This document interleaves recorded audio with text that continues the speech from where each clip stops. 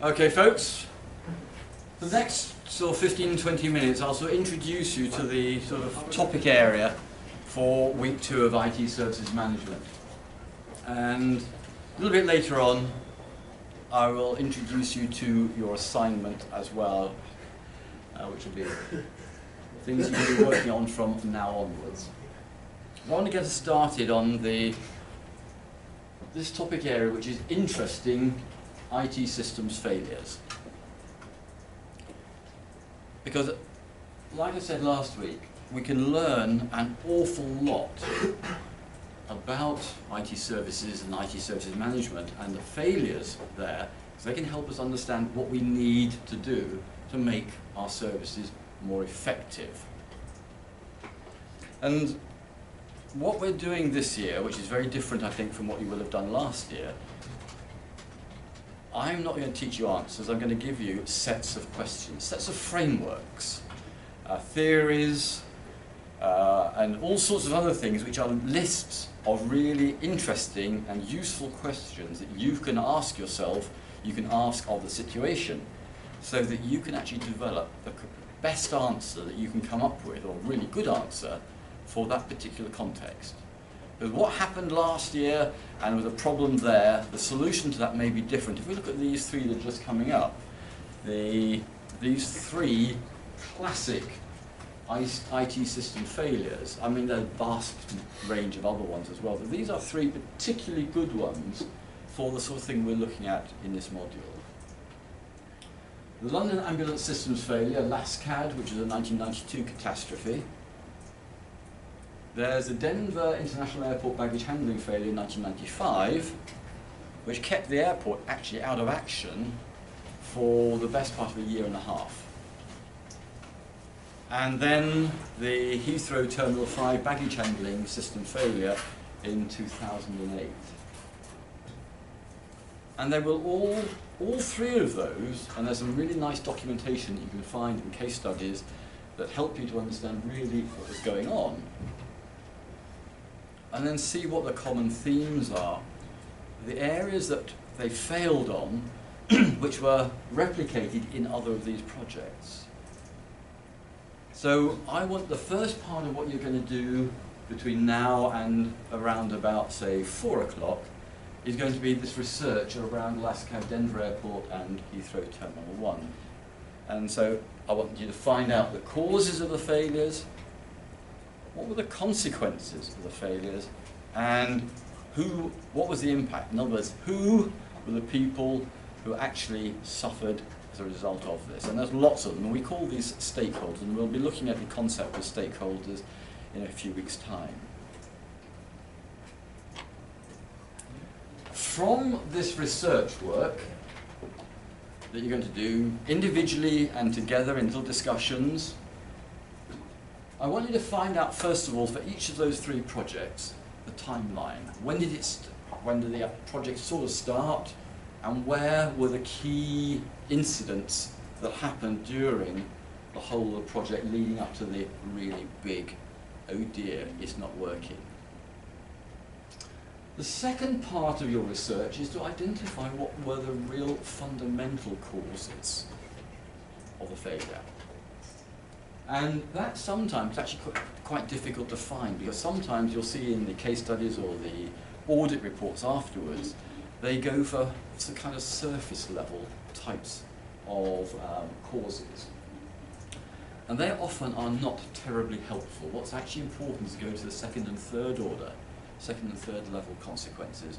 This happened because, but that happened because, and that second one can be much, much more enlightening and get to the heart of what has actually led to the failure.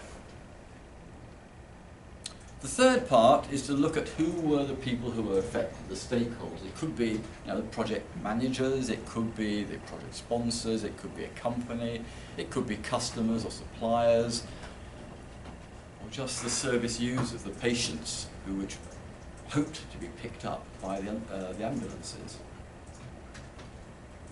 And then, so identify who has been affected, and then what was the nature of that effect. It's also, because that's the way the world is, we need to think about the costs, both in terms of the project overrun costs, so you're probably going to find it interesting and useful to work with some of the Standish Group data. And also, what was the nature of the cost? It could be monetary cost, or it could be some other sort of cost to other of the stakeholders.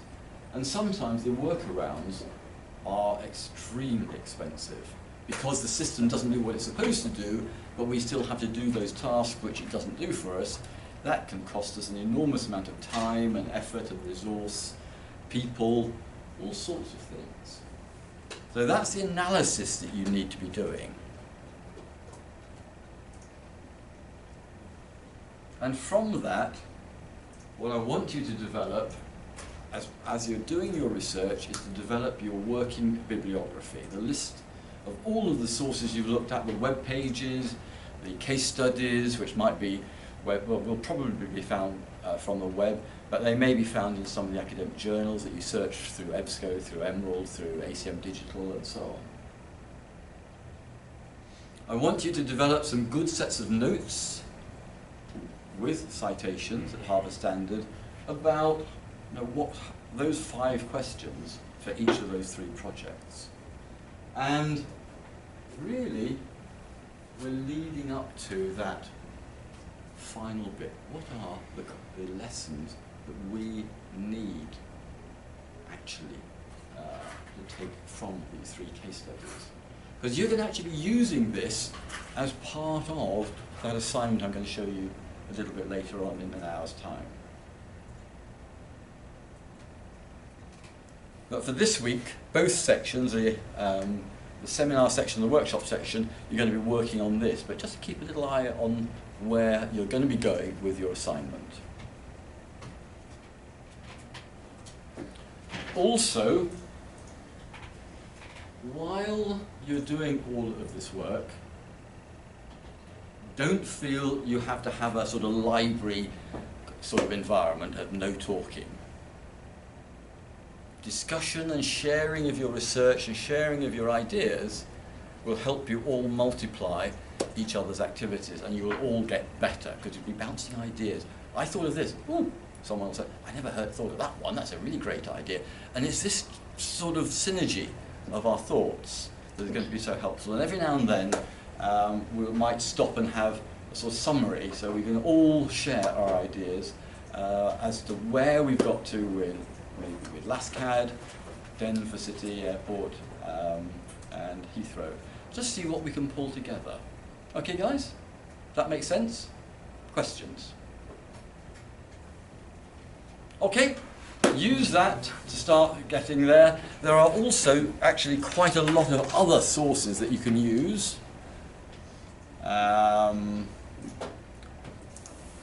And the second folder, or second item in the folder, is the case studies and where to find some of the information.